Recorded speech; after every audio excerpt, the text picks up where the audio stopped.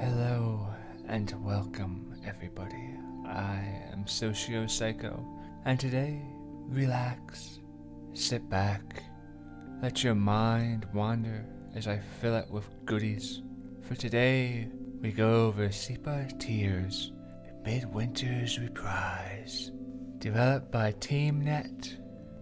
You've heard of a Mayflower, right?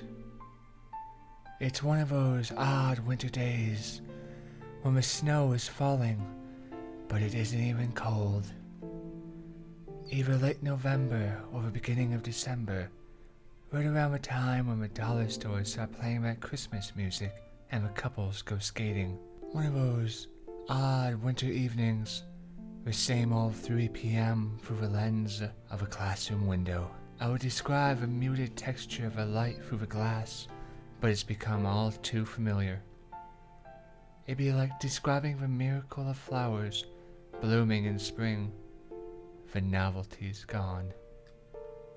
Chairs screech against the tile floor and students scatter all around, but the sounds fall on me weightless.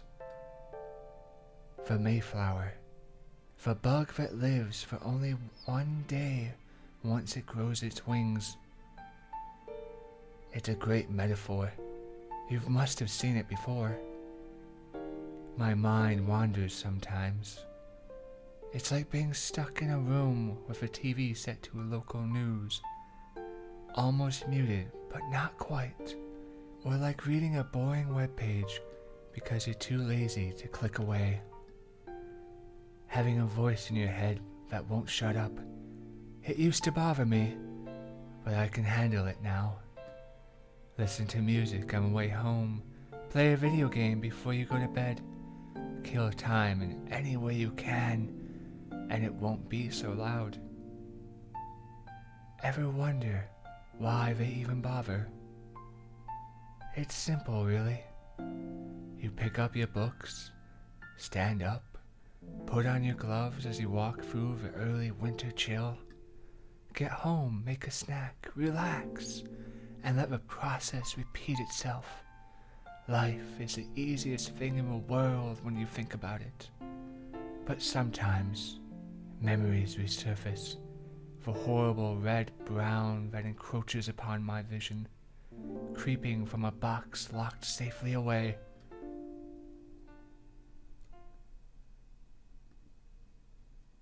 Oh, it's cold. I hadn't noticed before, but it looks like it's snowing. Was I out for that long? I was walking home from school one moment ago, I'm sure. Or is this a dream?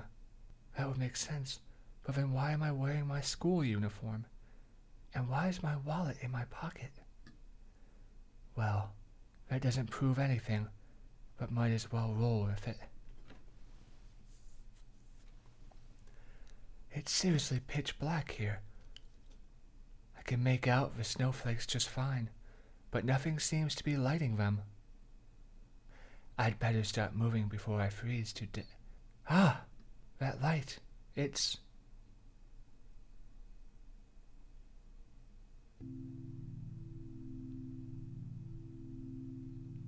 You've come.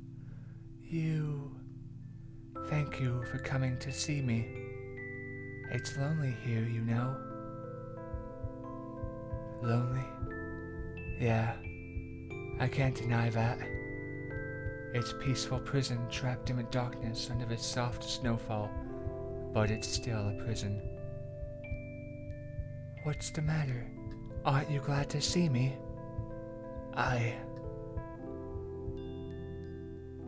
She looks familiar, I'm sure of it. The memory teases the back of my mind like a vivid, lucid dream, but I can't grab hold of it.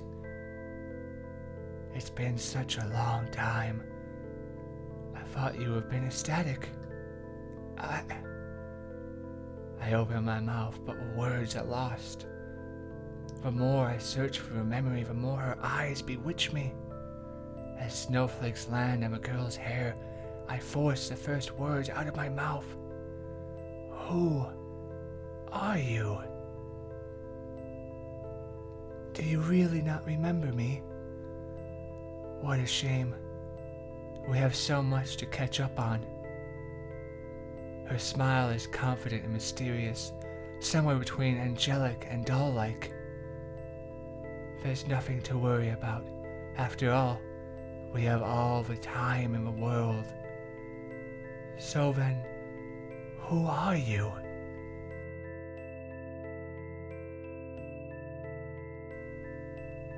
She looks me in the eyes and my heart stops. I'm the person you wish you never met. She embraces me and my senses freeze until a color strikes my eyes against the monochrome backdrop. Hanging in the stillness, a red ribbon drifts from the side of her hair. And on the inside of that ribbon, something is written. But just as fantastic as that is, the fact that the words are scrambled, blurred, and even my eyes only inches from it. That ribbon, don't you remember? It was your... Her voice fades away. I glance at the ribbon again, but before I can move closer, my stomach turns upside down. Why? The girl's warmth fades from my arms. Is she disappearing? This whole world is... A knife pierces my heart as I realize something. It's not this world that's disappearing. It's me.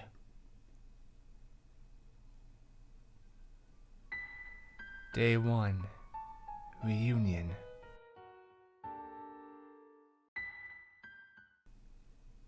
Oni-chan? Oni-chan, are you up?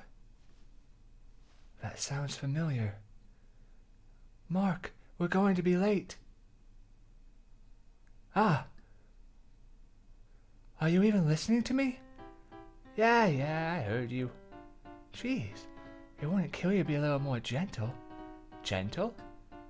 Gentle. But I'm your cute little sister. I'm automatically gentle. That's like saying I'm automatically dependable because I'm your older brother. Wait. See? If you're not the dependable sibling you're supposed to be, that gives me the legal right to find a new and exciting ways to tease you.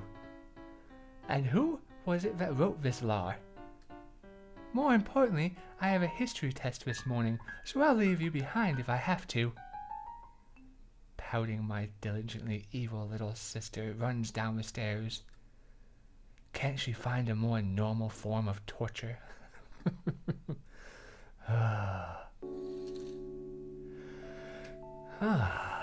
It's bright outside, pleasantly bright.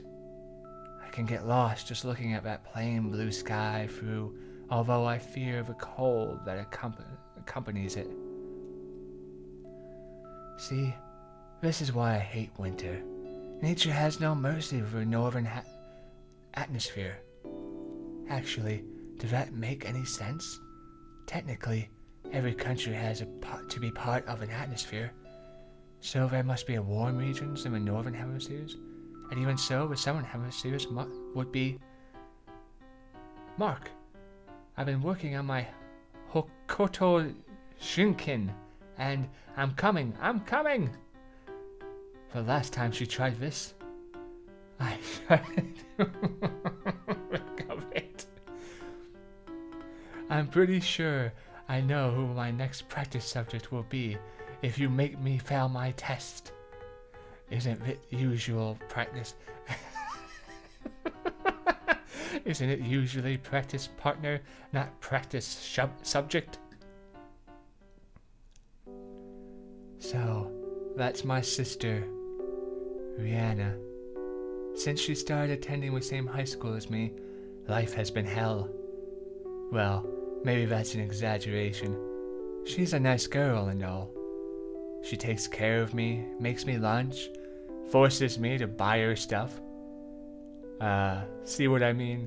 I'm out of compliments already. And that threat certainly was the first. Ouch! Stupid razor. Dad was supposed to show me how to use this thing. Anyway, Rin is a strange girl, to put it nicely. She always rattles on about those crazy robot wars and melodramatic love stories that she watches, trying to find new and exciting ways to pull me into her world.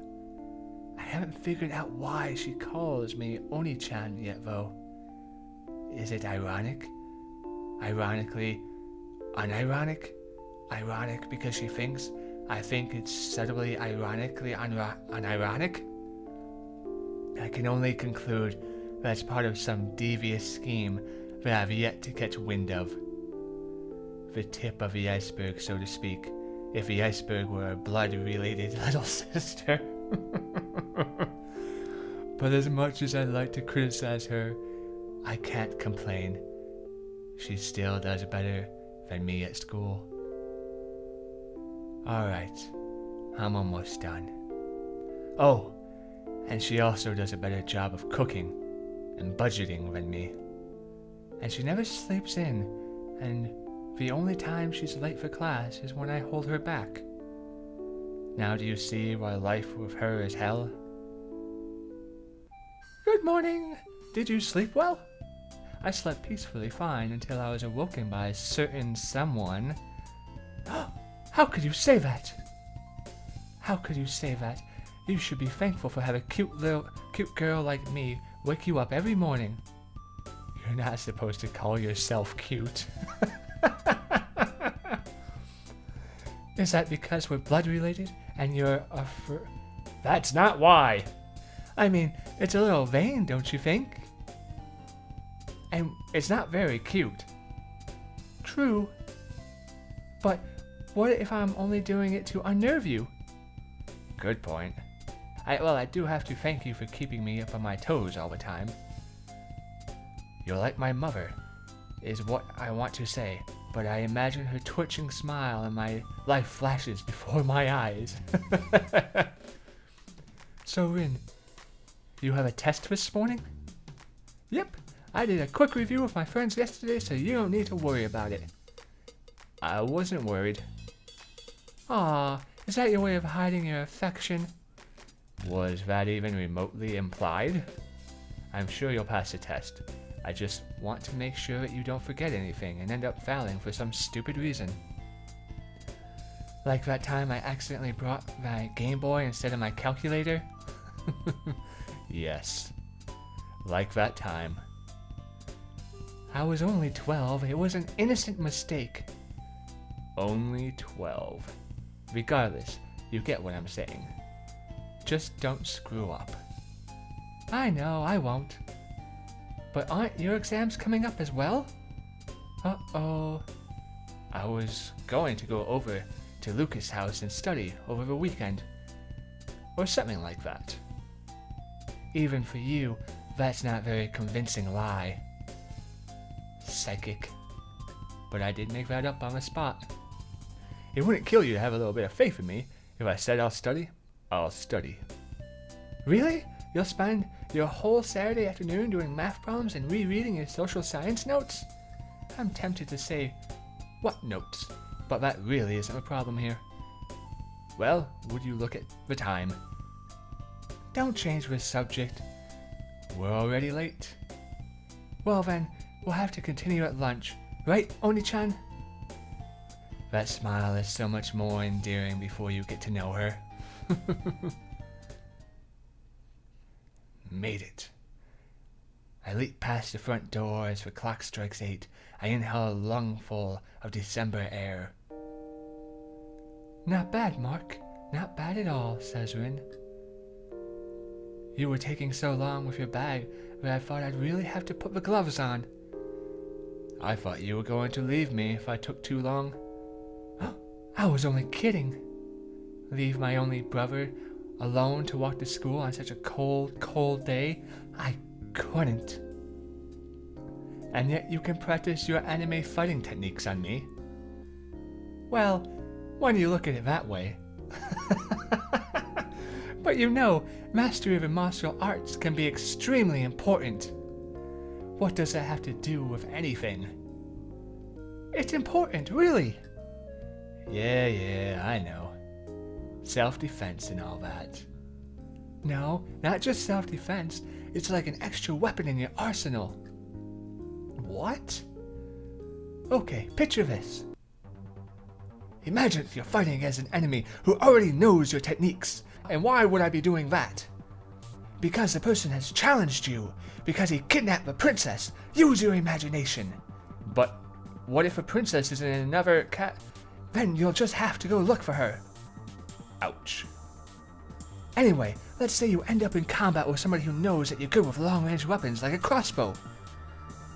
We already know your weakness. All we have to do is dash forward and fight at closer range. The archer won't be able to react fast enough, and the attacker will have the advantage. But what if you're using a mid-range weapon like a lance? A lance? That's easy. A well-trained warrior would be proficient with both bows and axes. And everyone knows that the axe beats the lance. True, but then couldn't you just learn magic and attack from a distance? Yes, but what if your enemy knows that you're a magician? And skilled axe wielder would eliminate you with a single strike, no critical necessary. Every magician needs an ace up his sleeve. And that ace is martial arts? That's one option. You see, magicians draw their power internally, not externally. Magic, unlike sorcery, flows through a natural internal circuit before it can be used in the form of a spell. The use of these circuits can drain much of an amateur's magical energy, resulting in a weakening of a mage's combat abilities.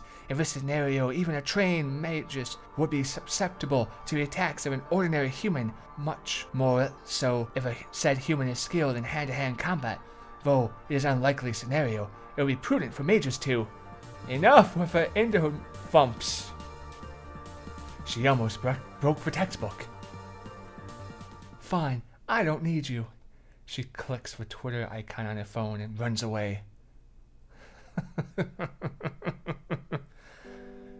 Okay, I may have been a bit hard on her back there. But this isn't a bad outcome either. You think the streets would be a bit more busy in the morning, but no one ever passes by here. It's hard to get used to it if you're from the city, but I've lived in the suburbs my whole life, and I like the peace and quiet. It's nice. Lets your mind wander. Lets your mind wander to things you'd rather avoid. Mark. Huh? What was that? I look around and momentarily spot a figure, but it disappears before my eyes. Strange. She looked familiar. Meh. Can't be that important. 2 weeks later, I would look back at that moment as the first in a series of very, very silly assumptions.